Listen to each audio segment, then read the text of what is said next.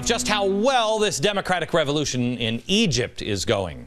From Christian Today, quote, Eritrean Christians fleeing persecution in their homeland are facing imprisonment, torture, beatings, and sexual assault in Egypt.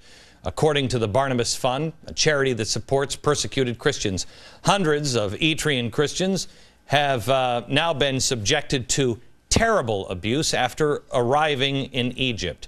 Egypt is one of the most popular destinations for Christians escaping from Eritrea. One of the most hostile countries in the world for followers of Christianity. Now, rather than being welcomed with democratic tolerance and love, these Christians are suffering abuse at the hands of Egyptian authorities or Bedouin gangs, including rape and sexual harassment, torture, beatings, and slavery. Where's the media? Here's just some of the headlines of what democracy looks like now for Christians in Egypt. 2 churches are burned, 12 die, and as many as 180 wounded.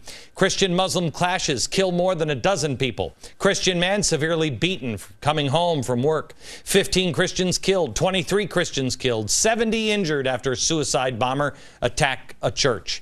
2 Coptic Christians killed during a demonstration. 6 Coptic Christians and 1 Muslim killed following a Christmas mass. 6 Coptic Christians and 1 Muslim security guard killed in a church shooting. This revolution doesn't seem all that democratic, free, tolerant, or peaceful to me, but I don't work for Leon Panetta or the president. But sadly, this is what democracy looks like, which is why the United States is not a democracy, nor never has been. We are a republic. It is a republic that better wake up and stand up for the Christians and the Jews in the Middle East, or it will be too late. It is imperative that you know this information and tell all of your friends. You are going to be, you know, it's almost a little like Thomas Paine. It seems to me as we are almost back in the early American days of the Revolution, when the blogs are the pamphleteers of the American Revolution, where the American people are telling the truth because the mainstream media is either out and out lying, are in on it, or they are so blind that they just don't recognize the truth when it slaps them in the face. It is your responsibility as a responsible citizen to tell your friends exactly what is happening in the world. And what is happening is it's an attack on faith and freedom, and the Western way of life is at stake. Things are not going to get better this fall. They are going to get worse unless we can scare these people back into the caves and the holes the cockroaches crawled out of. The proverbial planes have flown into the towers, and we seem to be sitting at our desks pretending that it hasn't happened. Freedom is a rare gift and needs to be cherished.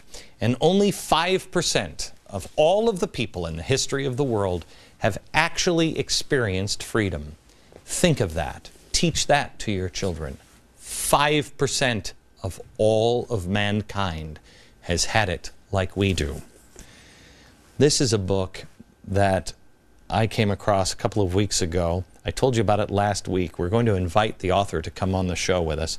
The Miracle of Freedom, the seven tipping points that save the world. If you're anything like me, you will be up late at night reading this one. There were 7 points that the world could have gone into darkness, and instead, because of a few individuals, because people were educated or knew what was at stake, they stood. And because of that, the world tipped in favor of freedom.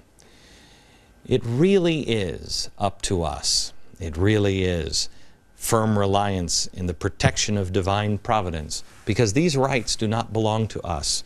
This freedom is not for our ability to go to a movie theater or whatever. It is for His purposes. I have no idea what His purposes are, but I know He is involved. Pick this book up.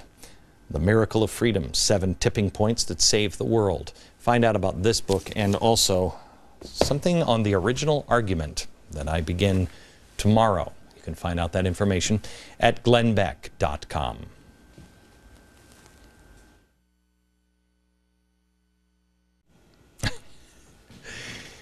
These will be the times that try men's souls. And those of us who see what is on the horizon have an incredible responsibility and, quite honestly, privilege. But it is a choice. Will we sit silently as the world slips back into darkness, or will we be part of those who will make up the next great awakening? It is a choice.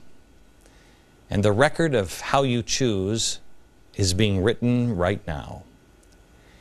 The thing I find a privilege is that our founders knew that our country would at some point falter. It would be perverted and the Constitution would start to be ignored. But they also believed, if you read their writings, that Americans who were living at that time would do the right thing. They were right. We are those people, and doing the right thing means to prepare for tough times, to teach our kids about the Constitution, to reach out to our houses of worship, connect arms with one another.